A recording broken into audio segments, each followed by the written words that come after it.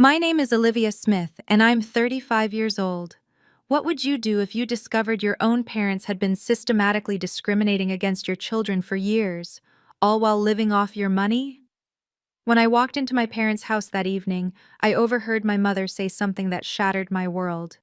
Sarah's kids eat first, and Olivia's get the scraps. My 7-year-old daughter and 5-year-old son were hunched in the corner, staring at empty plates while their cousins feasted. 8 years of paying my family's bills, and this was how they treated my babies. Before we dive into what happened next, please take a moment to like and subscribe, but only if you genuinely connect with this story. I'd love to know where you're watching from and what time it is in your part of the world. Now let me tell you how I discovered the shocking truth about my own family. It was a Thursday evening in October when everything changed. I'd just returned from a 2-week business trip to Singapore, another exhausting stretch of meetings and negotiations that kept me away from my children. As chief financial officer of a tech company, these trips were part of my life, but I always rushed home to Emma and Liam as soon as I could. Marcus, my husband, had suggested we stop by my parents' house for dinner before heading home. The kids missed their grandparents, he said, though something in his voice seemed off. I should have paid more attention to that hesitation. We arrived at 6:30, right in the middle of dinner time. The familiar smell of my mother's pot roast filled the air as we walked through the front door. But something felt wrong immediately. The usual chaos of family dinner was there. Laughter, clattering dishes, my sister Sarah's loud voice dominating the conversation, but my children weren't part of it. I found them in the corner of the dining room, sitting at a small folding table I'd never seen before. Their plates were empty, completely empty. Meanwhile, at the main dining table, Sarah's 3 kids were enjoying heaping portions of food, with my parents and Sarah fussing over them, making sure they had enough of everything. "Emma, sweetheart, what's going on?" I whispered, kneeling beside my daughter. Her small voice broke through the noise. "Mommy, we're waiting for our turn." "Your turn?" "After cousins finish eating, we get food," Liam added quietly, his 5-year-old eyes focused on his empty plate. My heart stopped. I looked at Marcus, who avoided my gaze. He knew. He'd known. And he'd brought me here to see it for myself. The question was, how long had this been happening? "How long has this been going on?" I asked Emma, trying to keep my voice steady. "Since summer," she whispered. "When you go on trips." My mind raced. Summer. 3 months. 3 months of my children being treated like second-class citizens in their grandparents' home. I stood up slowly, my legs shaking with rage I was fighting to control. "Mom," I called out, my voice cutting through the dinner conversation. "Why are my children sitting separately?" My mother, Linda, barely glanced over. "Oh, Olivia, you're back. The children need to learn patience. We have a system now." "A system?" Sarah turned in her chair, her perfectly styled blonde hair catching the light. "It's simple organization, Liv. My kids have activities after dinner. They need to eat first." "And my kids?" "They eat after," my father Robert said matter-of-factly, not even looking up from his plate. "There's always plenty left." Leftovers. They were feeding my children leftovers while their cousins ate fresh food. I watched as Sarah's oldest, Tyler, pushed away a barely touched plate of mashed potatoes, food that would probably end up being my children's dinner. "This isn't the first time, is it?" I said, the pieces falling into place. Emma's lost weight over the summer. Liam's reluctance to visit Grandma and Grandpa. Marcus's strange behavior these past weeks. "Every time you travel," Marcus finally spoke up, his voice tight with controlled anger. "I tried to tell you, but you said I was imagining things. So tonight I wanted you to see it yourself." The room had gone quiet. Sarah smirked. My parents looked annoyed at the interruption, and my babies sat there, still waiting for permission to eat. Something inside me shifted. A fundamental breaking point I didn't know existed until that moment. "Emma, Liam, Come here, I said, holding out my hands. They scrambled up immediately, relief visible on their faces. Olivia, don't be dramatic, my mother sighed. They're fine. Children nowadays are too soft anyway. Too soft? I repeated, incredulous. They're 7 and 5 years old, Mom. Sarah laughed. Actually laughed. Oh, please, Liv. Stop babying them. Some families are just different. They need to understand hierarchy. Hierarchy? The word tasted bitter. What hierarchy, Sarah? You know what I mean, she said, waving her manicured hand dismissively. My kids are in advanced programs, heading to elite schools. Yours are, well, they're yours. The implication hung heavy in the air. I looked at my children, Emma with her beautiful brown eyes, Liam with his gorgeous curly hair, and understood exactly what Sarah meant, what they all meant. Because they're mixed?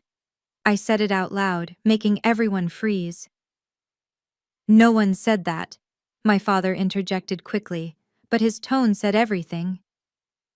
You didn't have to, I replied, pulling my children closer.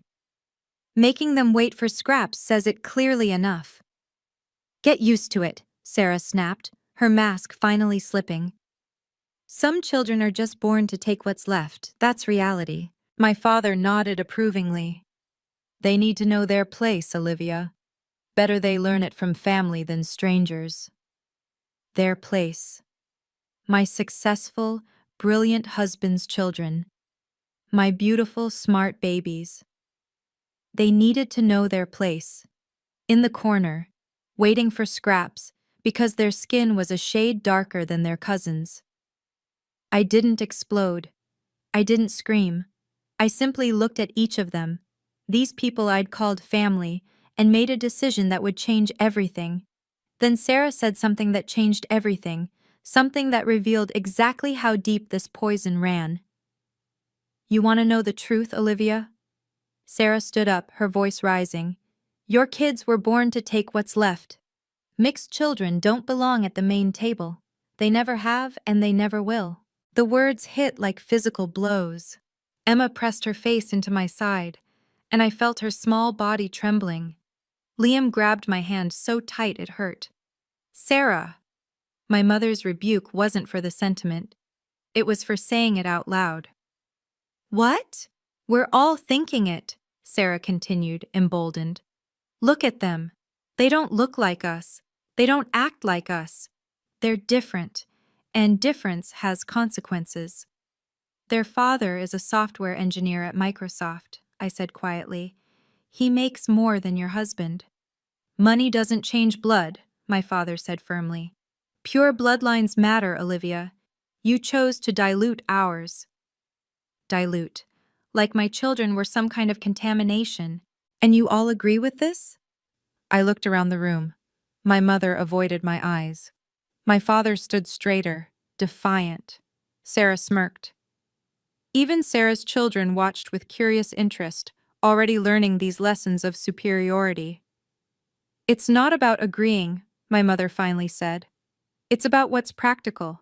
Sarah's children have opportunities. They need proper nutrition for their activities. And mine don't? Yours need to learn humility, she replied. The world won't be kind to them. We're doing them a favor. A favor. Starving my children's bodies and souls was a favor. Making them watch their cousins eat while they sat with empty plates was character building. The cruelty of it was breathtaking. I looked down at my children, then at my husband, who stood by the door, his jaw clenched so tight I could see the muscle jumping. His eyes met mine, and in them, I saw the same decision I'd already made. As I stood there holding my children, a different realization crashed over me. The monthly bank transfers, the automatic payments, the financial safety net I'd been providing for 8 years. Interesting perspective from people living in the house I pay for, I said softly. The room went still. What's that supposed to mean? Sarah asked, but her voice wavered. $500 a month for mom and dad's rent. Has been for 8 years since dad's business failed. I kept my voice conversational, like I was discussing the weather. The health insurance for the whole family, that's me too. Sarah, remember when you needed that $50,000 loan last year? Still waiting for a single payment back. That's different, Sarah started. Tyler's private school tuition, I pay that. Madison's dance classes, Jacob's hockey league, all me. Mom's diabetes medication that insurance doesn't fully cover, I handle that too. My mother's face had gone pale. Olivia, that's family helping family. Is it? I pulled out my phone, opening my banking app. Let me calculate. 8 years, averaging $7,000 a month in family support. That's $672,000, not counting the one-time emergency payments. You offered, my father sputtered. I did, because I thought we were family, because I thought love meant something here. I looked at my children, still pressed against me. But apparently, my money is good enough for this family, just not my children. Sarah's face had turned red. You can't just... Can't what? Stop paying for people who make my babies eat scraps? I locked my phone. Watch me. The panic that flashed across their faces was almost comical. Almost. But I wasn't done connecting the dots. There was more to this story, and suddenly 8 years of small moments made sense. I didn't say another word. There was nothing left to say that would matter. I bent down, scooped Liam into my arms, and took Emma's hand. Olivia, sit down, my father commanded. We're not done discussing this. I kept walking.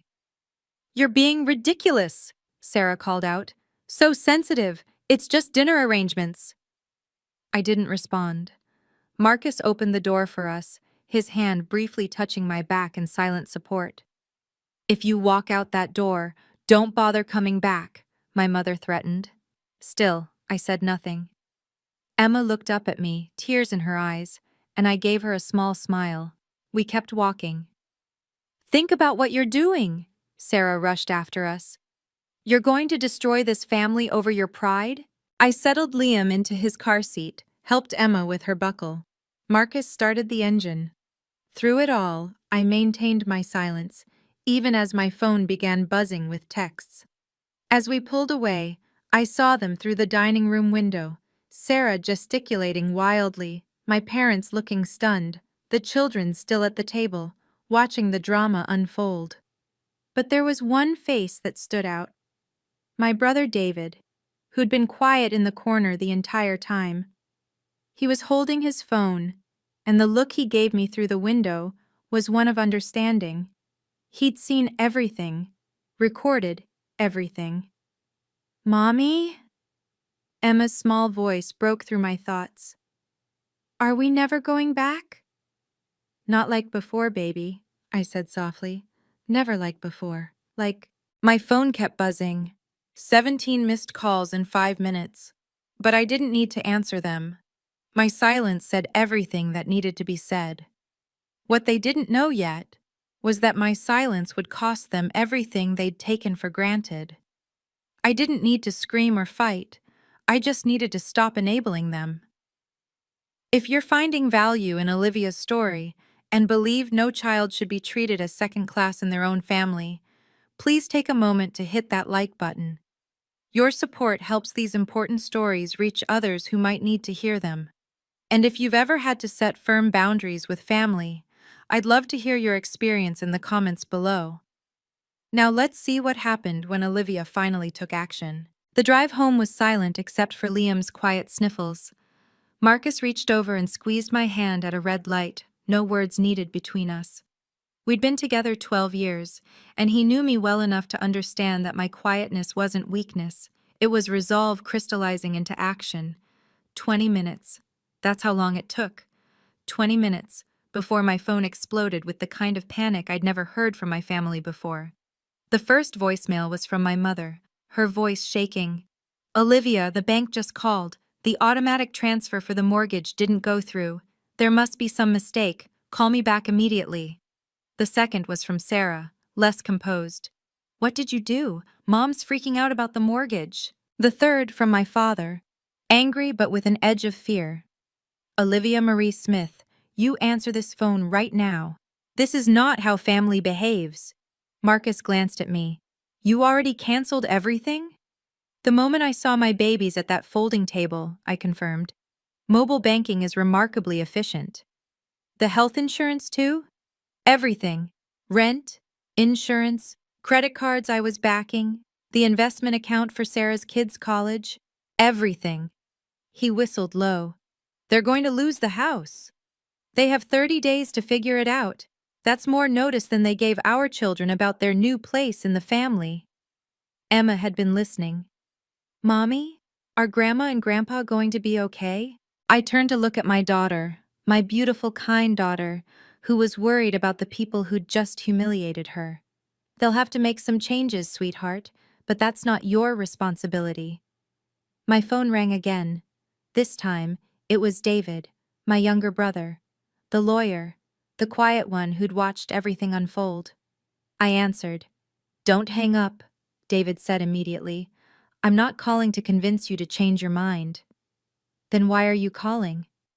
To tell you I recorded everything, the whole dinner conversation. I've been documenting this for months, waiting for you to see it yourself. I pulled into our driveway, my hand frozen on the gear shift. You knew? I've watched it happen every time you traveled. I tried to hint, but...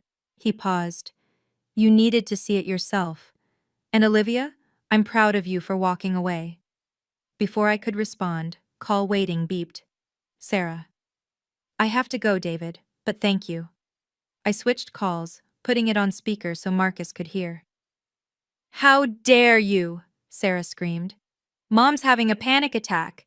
The bank says they'll foreclose if we miss next month's payment. That's unfortunate, I said calmly, helping Liam out of his car seat.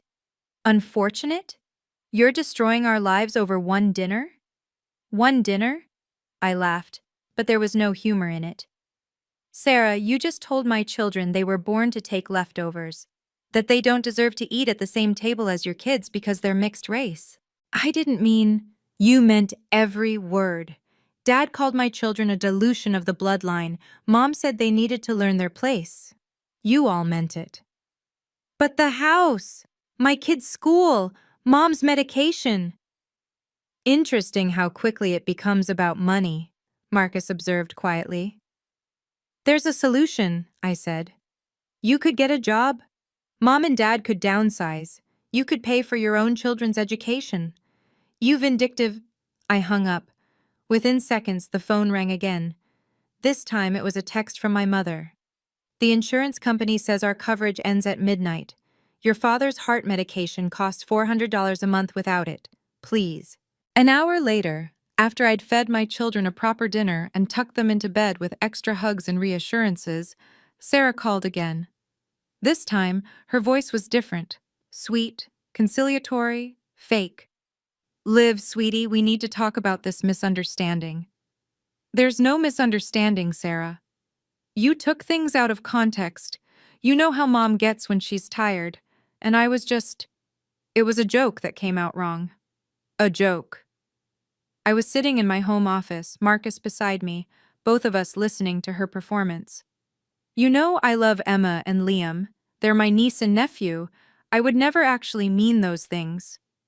The recording says otherwise. Silence. What recording? The one David made. The one where you clearly state that mixed children don't belong at the main table, that they were born to take what's left. David wouldn't. He did. He's been documenting this for months. Her sweet tone evaporated. You can't use that against us. We're family. Family. I tested the word. Family doesn't make children watch others eat while they sit with empty plates. Family doesn't take $672,000 in support while treating the giver's children as inferior. Think about what you're doing, she switched tactics again. This affects everyone. My kids will lose their school. They'll lose their opportunities. Is that what you want? Your kids aren't my responsibility, Sarah. They never were. I was just too blinded by family loyalty to see it. Family loyalty? You're destroying us. No, I'm setting boundaries. You destroyed us when you decided my children's race made them less worthy of basic dignity. If you do this, we'll never speak to you again. Promise? Marcus muttered. But Sarah didn't know about David yet. She didn't know that her biggest problem wasn't me. It was the lawyer in the family who'd chosen justice over blood. David arrived at our house at 9 p.m., carrying a leather briefcase and wearing his lawyer face, the one that had won him partnership at 32. Before you ask, I'm not here to mediate, he said, settling into our living room. I'm here to protect you and the kids. David, you don't have to pick sides. I'm not picking sides, Olivia. I'm picking justice. He pulled out his phone. I have 3 months of recordings, every dinner where your kids were segregated, every comment about their place, every time Mom called them different with that tone. Marcus leaned forward. Why didn't you tell us sooner? Because Olivia wouldn't have believed it without seeing it herself. She loves too hard, trusts too much. David looked at me. You would have made excuses for them, found ways to rationalize it. He was right, I would have. There's more, David continued. The trust fund Grandma set up before she died? The one for all the grandchildren's education? My stomach dropped. What about it? Mom and Dad have been pulling from it, only from Emma and Liam's portions. Sarah's kids' shares are untouched, but yours have been depleted by almost 60%. That's illegal, Marcus said sharply. Highly. And as the trust's legal representative, I've already filed the necessary paperwork to freeze all accounts and investigate the misappropriation. David, they're your parents too. Who taught me about justice and fairness, ironically enough. He pulled out a folder. But here's the thing they don't know yet. You're not just a benefactor, Olivia. According to the trust documents, you're actually the successor trustee if Mom and Dad are found unfit. Grandma changed it right before she died. She saw something we didn't. I stared at the documents. They don't know. They're about to find out, tomorrow morning when my courier delivers the legal notice. As successor trustee, you have complete discretion over all distributions, David explained, spreading the documents across our coffee table. The house? It's actually owned by the trust, not Mom and Dad directly. Grandma set it up that way for tax purposes. So I could evict them? Technically, yes, but more importantly, you control all the investment accounts, the education funds, even the vacation property in Florida they've been renting out for income. Marcus studied the papers. This is significant power. Power they've been abusing, David said grimly. I've tracked every withdrawal. They've taken $127,000 from Emma and Liam's education funds over 3 years. For family expenses, they claimed. But those expenses included Sarah's kitchen renovation and Tyler's lacrosse equipment. They stole from my babies? My voice was deadly quiet. Legally, it's embezzlement. Morally, it's worse. David pulled out another document. The eviction notice is already prepared, standard 30-day notice. But Olivia, you need to understand, once you do this, there's no going back. They made that choice when they made my children sit in a corner, I said. There's one more thing, David added. The family reunion next month, the one where all the extended family comes, it's at the house. If you evict them, it'll be public, Marcus finished. Very. Aunt Catherine alone will ensure everyone from here to Seattle knows about it. I thought about Emma's face when she said they had to wait their turn, about Liam's empty plate, about 8 years of my money funding their superiority complex while they taught my children they were inferior. File it, I said. File everything. David nodded and pulled out his phone. The courier will deliver it at 9 a.m. sharp. Be prepared for war. They started the war when they went after my children. I'm just finishing it. Marcus and I spent the rest of the evening preparing, not just legally or financially, but emotionally. We sat with Emma and Liam the next morning, explaining in age-appropriate terms that we wouldn't be seeing Grandma and Grandpa for a while.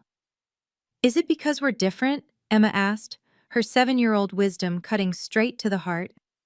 No, baby. It's because they forgot that different is beautiful, I told her. And until they remember that, we're going to spend time with people who see how special you are. Like Uncle David? Liam piped up. Exactly like Uncle David. At 9:03 a.m., my phone exploded. The courier had arrived. What is this? My father's voice boomed through the speaker when I finally answered. Eviction? Trustee malfeasance? Have you lost your mind? I've found it, actually. You're evicting your own parents? Over what? A seating arrangement?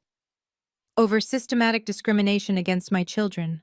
Over $127,000 stolen from their education funds. Over 8 years of taking my money while treating my family as second class. We'll fight this.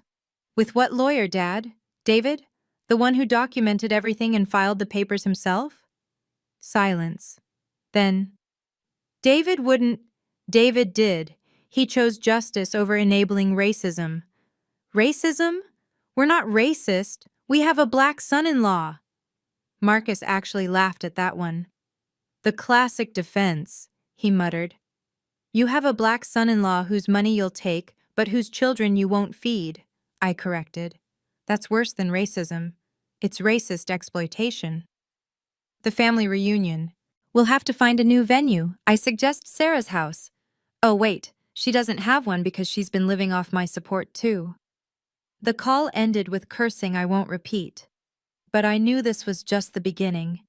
The real confrontation would come when they realized the full extent of what they'd lost.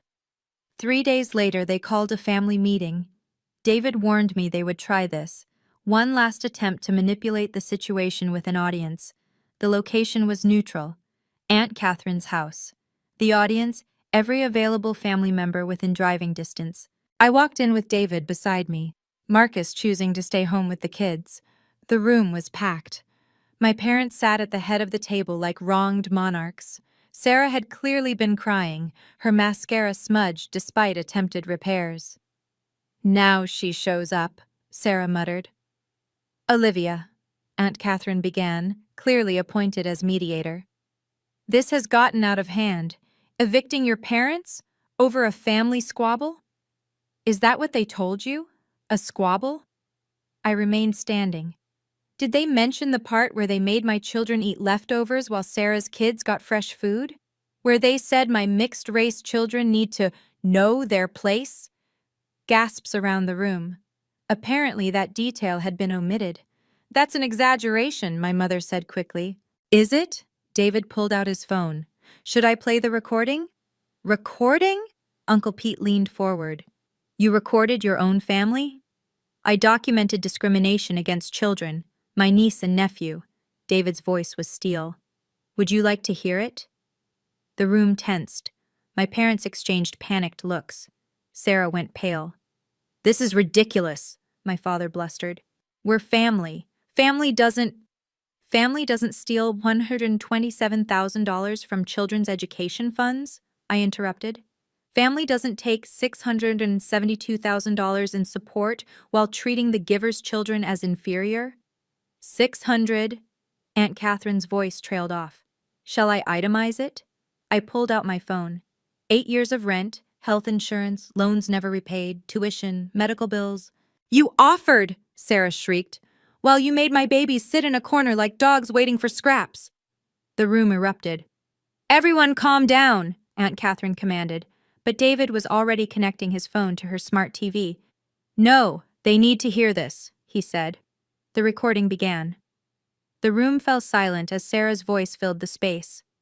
Your kids were born to take what's left. Mixed children don't belong at the main table. They never have, and they never will. My mother's voice followed. They need to learn humility. The world won't be kind to them. Then my father. Pure bloodlines matter, Olivia. You chose to dilute ours. The recording continued for 3 excruciating minutes. Every horrible word, every casual cruelty broadcast to the extended family. Aunt Catherine's hand covered her mouth. Uncle Pete stood up and walked out. Cousin Marie started crying. Turn it off, my mother whispered. There's more, David said coldly. 3 months' worth. Would you like to hear the one where you called Emma and Liam unfortunate mistakes? Or when Sarah said they'd never amount to anything because of their tainted genetics. Enough, my father roared. You're right, I said. It is enough. Enough of my money funding your racism. Enough of my children being traumatized by their own grandparents. Enough of pretending this is acceptable because we're family. Linda, Robert, is this true? Aunt Catherine's voice was ice. You said those things about children? It was taken out of context, my mother started. What context makes that acceptable? Cousin Marie demanded. They're babies, 7 and 5 years old. And they're beautiful, brilliant children, I added. Who deserve better than grandparents who see them as inferior because their father is black? Sarah tried one more time. You're destroying this family. No, Aunt Catherine said firmly. You destroyed it when you forgot that family means love, not bloodlines. The room divided visibly, most moving toward David and me, leaving my parents and Sarah increasingly isolated. The reality of their situation hit them all at once, right there in front of everyone. The house payment is due in 2 weeks, my mother said desperately. We'll be homeless. You have equity. Sell it. Downsize, I suggested calmly. Sarah's children will have to leave private school, she continued, looking around the room for sympathy. Public school is fine. Millions of children attend them, David noted. My diabetes medication, Medicare covers most of it. You'll need to budget for the rest. Sarah's phone rang. She answered, her face crumbling as she listened. The school. They say if next semester's tuition isn't paid by Monday, Tyler can't return after Christmas break. That's $18,000, she whispered, looking at me. You paid it last year without blinking. Last year, I didn't know you were teaching my children they were inferior while spending my money. Please, my father tried, his authoritarian mask finally cracking. We're sorry, we didn't mean… You meant every word, I cut him off. You just never expected consequences. Aunt Catherine stood up. I think we've heard enough. Robert, Linda, Sarah, you should be ashamed. Those babies never did anything but love you. And Olivia, Uncle Pete had returned. If you need anything at all for those kids, you call us. Real family supports each other. The exodus began. One by one, family members left, many stopping to squeeze my shoulder or whisper support. Soon, it was just my parents, Sarah, David, and me. You've turned everyone against us, Sarah said bitterly. No, your own words did that, David replied. Olivia just stopped protecting you from the consequences. My mother was crying now, real tears. What are we supposed to do? Figure it out, I said, standing to leave. The same way my children figured out how to sit quietly with empty plates while watching their cousins eat. Except you're adults. It should be easier for you. This story is resonating with so many of you, and I see your comments about similar experiences. If you believe that children should never be discriminated against by their own family, please share this video with someone who needs to hear it. And don't forget to subscribe and hit the notification bell so you don't miss the powerful conclusion. Let's continue with what happened next. Back at Aunt Catherine's house, David laid out the formal documents on the table. The family meeting had reconvened with a smaller, more serious group. Just my parents, Sarah, David, myself, and Aunt Catherine as witness. As successor trustee of the Margaret Smith Family Trust, David read formally, Olivia Smith has full authority over all trust assets and distributions. He slid the papers across the table. My parents' hands shook as they read. The house at 4827 Maple Avenue, currently valued at $750,000, is owned by the trust. You have 30 days to vacate. 30 days? My father's voice cracked. Standard notice, David continued. The trust's investment accounts, totaling $340,000, are now frozen pending investigation of misappropriation. The education funds for Tyler, Madison, and Jacob Miller, previously funded through the trust, are terminated effective immediately. Sarah made a choking sound. That's their future. The future you said my children didn't deserve? I asked quietly. David pulled out another document. This details the $127,000 taken from Emma and Liam's education funds. You can either repay it within 90 days or we proceed with criminal charges for embezzlement. Criminal charges? Against your own parents? My mother gasped. Against people who stole from children, David corrected. The fact that they're our parents makes it worse, not better. As of today, I added, all financial support is terminated. No more rent payments, insurance coverage, credit card backing, or personal loans. You have the same resources available to you as any other retired couple living on Social Security. Aunt Catherine spoke up. And if anyone in this family even thinks about retaliating against Emma and Liam, you'll answer to all of us. The papers sat on the table like a verdict. Everything they'd built on my money, everything they'd taken for granted, gone in black and white legal text. Let me break down exactly what you've cost yourselves, I said, pulling out my laptop. Since everyone seems to think this is about one dinner, the spreadsheet appeared on screen, meticulously detailed. 8 years of rent at $3,500 per month, $336,000. My mother flinched. Health insurance for 5 people, $180,000. Sarah closed her eyes. Personal loans never repaid, $73,000. Sarah's kitchen renovation, Dad's boat, Mom's cruise vacations. Those were gifts, Sarah protested. They were loans. I have the texts where you promised to pay me back. I continued scrolling. Tyler's private school, $72,000. Madison's dance, $15,000. Jacob's hockey, $12,000. Medical expenses not covered by insurance, $34,000. The vacation house maintenance, $28,000. Miscellaneous support, birthday gifts, holiday bonuses, approximately $40,000. Total, $790,000 over 8 years. The number hung in the air like a judgment. That doesn't include the $127,000 stolen from my children's funds, David added. So we're looking at nearly $1 million, I concluded. $1 million I gave to people who made my babies sit in a corner with empty plates because their father is black. When you put it like that, my father started. How else should I put it? I challenged. You took my money for 8 years while psychologically abusing my children. You taught them they were worth less than their cousins because of their race. You literally fed them scraps. All while living in a house I paid for, driving cars I insured, sending your grandchildren to schools I funded. Aunt Catherine whistled low.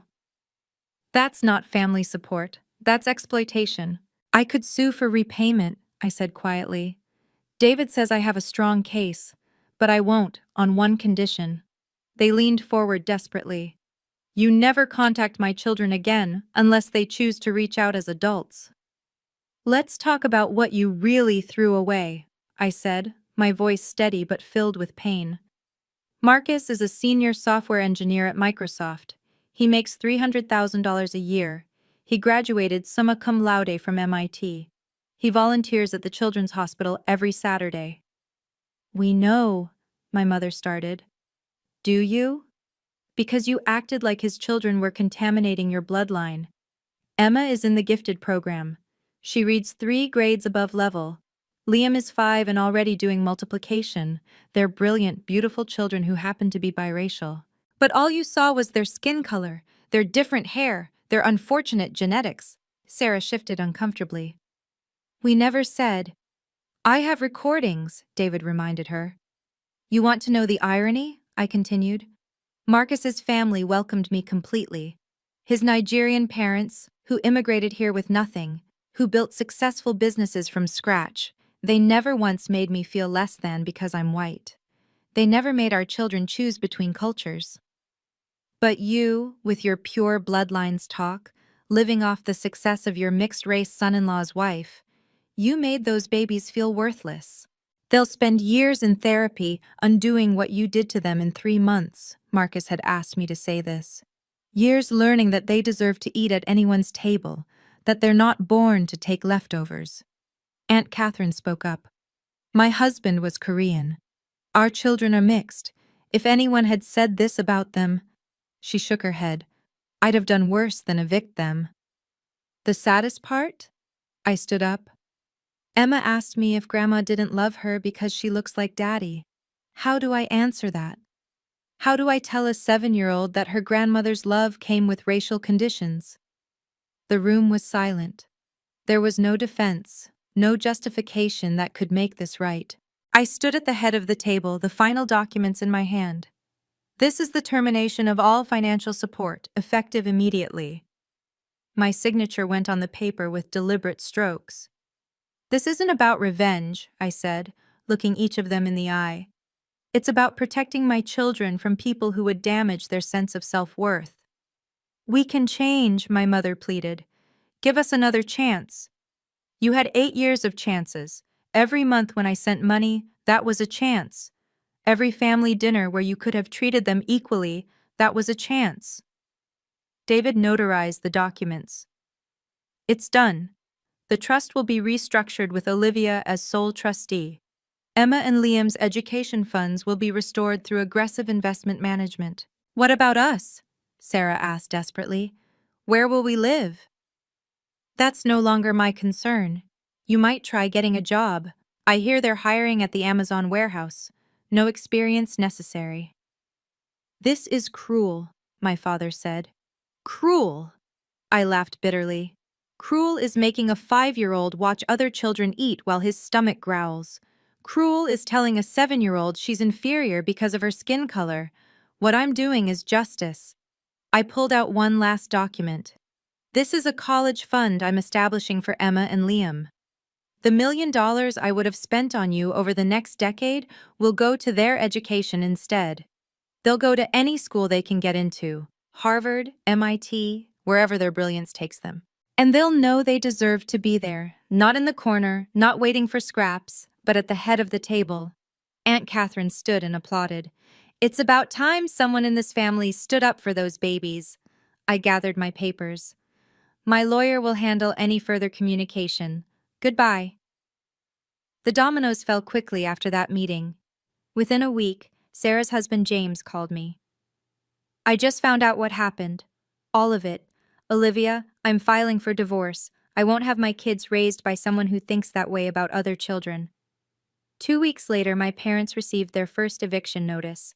They tried to fight it, hired a lawyer with their savings, only to discover David had documented everything perfectly. The trust ownership was ironclad. Sarah had to pull Tyler from private school mid-semester. The humiliation of explaining why to the other parents spread through their social circle like wildfire. Madison's dance academy, where Sarah had bragged about being a patron, suddenly knew exactly why the payments stopped. The whole neighborhood knows, Cousin Marie told me. Someone leaked the recording to the neighborhood Facebook group.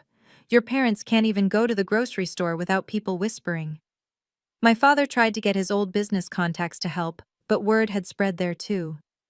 Nobody wants to be associated with racists, one former partner told him bluntly.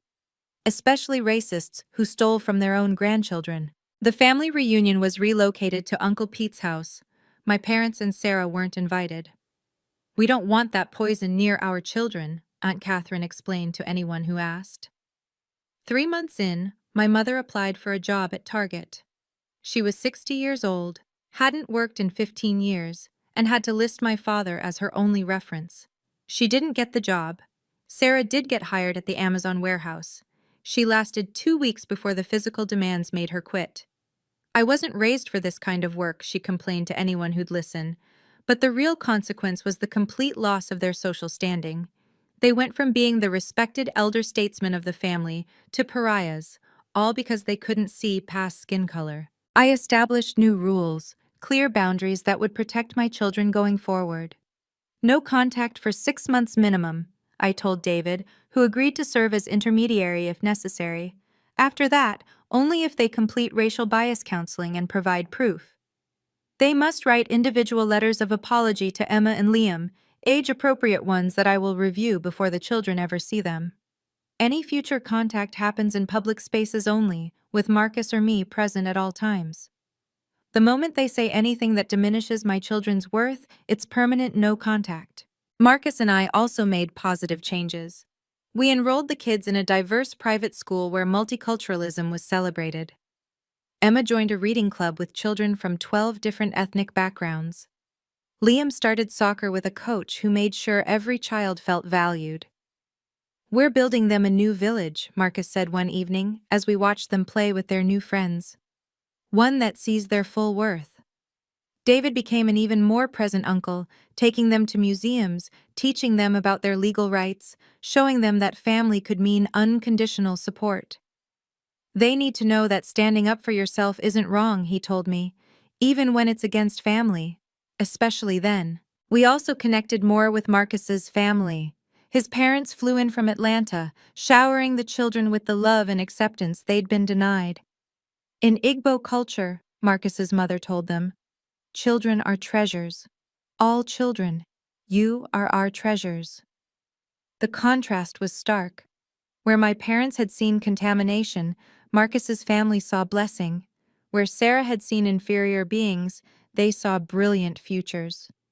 "Mommy," Emma said one day, "I don't miss Grandma and Grandpa. Is that bad?" "No, sweetheart, you miss the grandparents you deserve to have, not the ones you actually had. That's perfectly okay."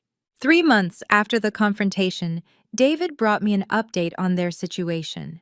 We met at a coffee shop while Marcus took the kids to the park. They didn't need to hear this. "They're living in a 2-bedroom apartment in Renton," he reported. "Dad had to sell his boat and Mom's jewelry to make the deposit." "Sarah?" "Moved in with them. James got the house in the divorce settlement. She's working at a call center now, making $15 an hour." I stirred my coffee, waiting for the satisfaction that didn't come. "Are they managing?" "Barely.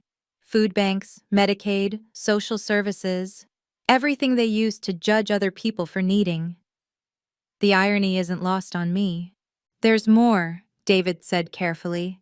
"Mom's been calling extended family, trying to borrow money, telling them you're cruel, that you're keeping their grandchildren from them out of spite." "And?" "Nobody's buying it. Aunt Catherine sent her a link to racial bias training and told her to call back after she completed it." We sat in silence for a moment. "They still don't get it," David continued. "Dad told Uncle Pete that you overreacted to a simple family tradition. Mom insists they were trying to teach the kids patience." "And Sarah?" "Sarah's the worst. She's telling everyone that you destroyed her children's future over a misunderstanding. She claims the recording was edited, taken out of context." "Even though multiple people heard it live?" "Denial is powerful." David pulled out his phone. "But karma isn't done. Tyler wrote a school essay about family. Want to guess what he wrote?" I shook my head. "He wrote about how his mother taught him that some cousins were worth less than others because of their skin. His teacher was so concerned, she called child services for a welfare check. Sometimes the universe delivers justice in unexpected ways." 6 months after that horrible dinner, my children had transformed. Emma stood taller. She raised her hand in class without hesitation. Her teacher pulled me aside at pickup. "Whatever you've done, keep doing it." She's like a different child. Confident, engaged, brilliant. She'd started writing stories about a brave princess with curly hair and brown skin who saved kingdoms with her intelligence. "She looks like me, Mommy," Emma explained. "And she never has to wait for anything. She belongs everywhere she goes." Liam stopped having nightmares about being hungry. He ate without looking over his shoulder, without asking permission for seconds. His appetite returned fully, and with it, his infectious laugh that had been missing for months. "Daddy's mommy says I'm perfect," he told me one day after a video call with Marcus's parents. "Just exactly perfect how I am." Marcus had taken them to his company's family day. They met other mixed-race children, saw successful people who looked like them. "Did you know Daddy's boss is like us?" Emma asked excitedly. "She has a white mom and black dad too." We created new traditions. Sunday dinners where everyone sat at the same table, ate the same food at the same time. No corners, no folding tables, no waiting for turns. Family meeting became our weekly check-in, where both kids could share anything bothering them. They learned their voices mattered, Their feelings were valid, their needs were important. The therapy helped too. Dr. Martinez, herself biracial, helped them process the rejection in age-appropriate ways. They're learning that other people's limitations aren't their burden to carry, she told us. Most importantly, they learned about chosen family. Uncle David, Aunt Catherine, Marcus's family, our friends, all showing them that love doesn't require blood and blood doesn't guarantee love. The story spread beyond our family, becoming something bigger than I'd ever imagined. David started a pro bono practice helping other families dealing with similar discrimination. You'd be shocked how common this is, he told me. Grandparents with preferences, inheritances with racial conditions, family trusts that mysteriously skip certain grandchildren. A local parenting group invited me to speak about setting boundaries with toxic family members. The room was packed. How do you choose your children over your parents? One woman asked, tears streaming down her face. You don't choose, I answered. The moment they hurt your children, they make the choice for you. You just enforce it. The recording David made ended up being used in a law school ethics class about family law and discrimination. Professor Williams contacted me. Your case perfectly illustrates how financial abuse often accompanies racial discrimination within families. Marcus's company started a support group for employees dealing with family racism. He became an unofficial counselor to other mixed-race families navigating similar situations. Even our kids' school implemented new policies about inclusive family events after hearing our story. No child should feel less than anywhere, especially not at family gatherings, the principal said. The ripple effects continued. 3 other families in our extended circle cut off racist relatives after seeing us do it. You showed us it was possible, one cousin told me. That we didn't have to accept it for the sake of family harmony. Aunt Catherine started a college fund for multiracial grandchildren whose families rejected them. If their blood relatives won't support them, their chosen family will, she declared. But perhaps the most powerful impact was the message it sent. That no amount of money, no family connection, no tradition was worth more than a child's dignity and self-worth. That sometimes protecting your children means walking away from those who should love them most. 1 year after the incident, a letter arrived. My mother's handwriting, shaky but familiar, addressed to me alone, not Marcus, not the children. David brought it over, having screened it first as we'd agreed. It's different, he said carefully. The letter was 3 pages of small, cramped writing. She admitted to the discrimination, finally using the word racism instead of dancing around it. She acknowledged the hurt they'd caused, the damage to Emma and Liam's self-worth. I see them everywhere, she wrote. In every mixed-race child at the store, in every biracial family at the park. I see what we threw away for an ugly belief that makes no sense now. She described their current life, the small apartment, the food stamps, the loneliness. But more than that, she described the internal reckoning.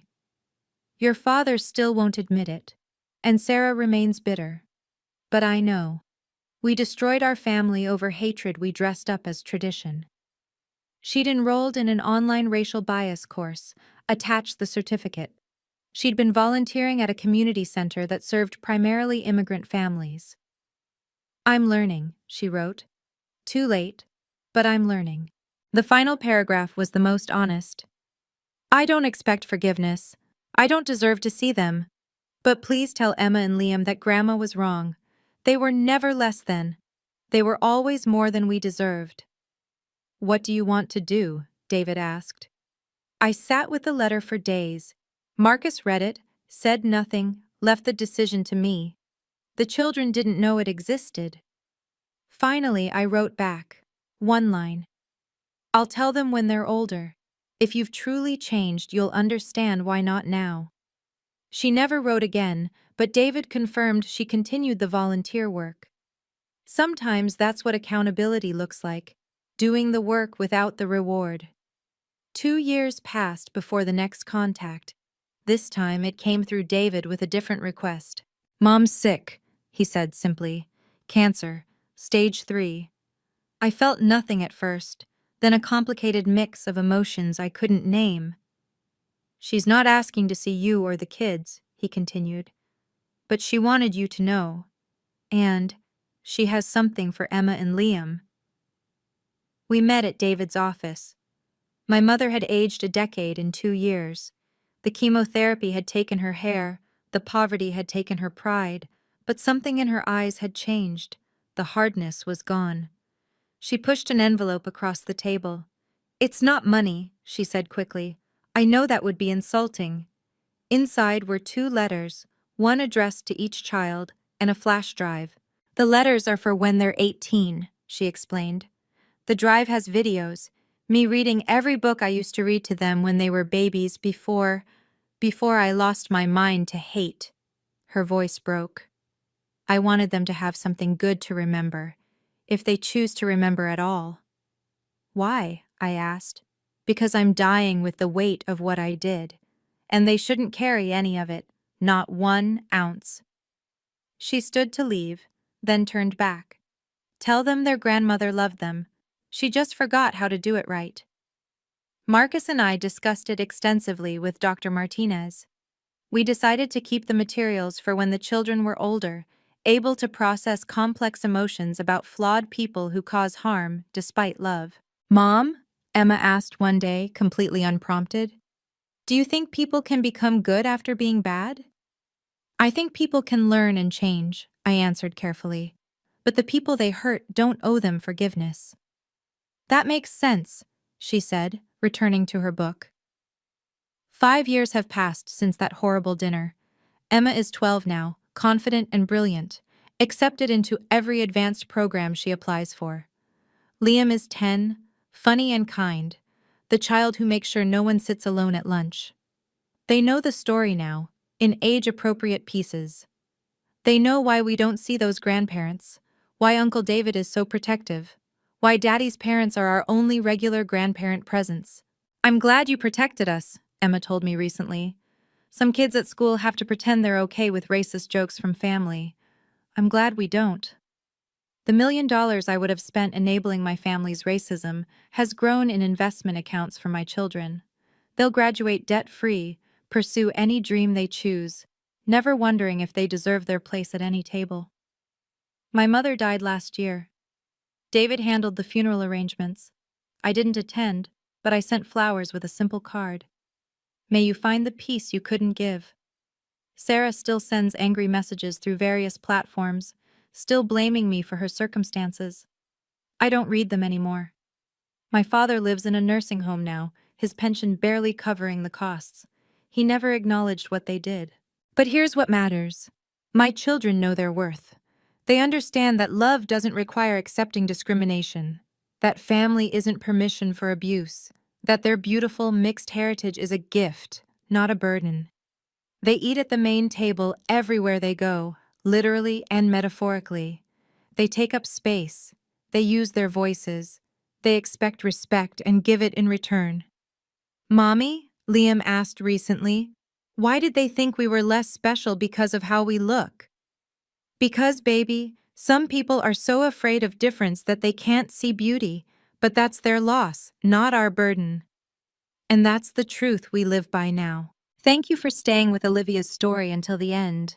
If this resonated with you, please share it with someone who needs to hear that it's okay to protect your children from toxic family dynamics. What would you have done in Olivia's situation? Would you have walked away sooner or tried to work it out? I read every comment and would love to hear your thoughts. And if you haven't subscribed yet, please do so now and hit the bell icon.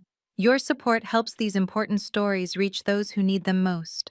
Until next time, remember, you deserve a seat at the table, not the leftovers.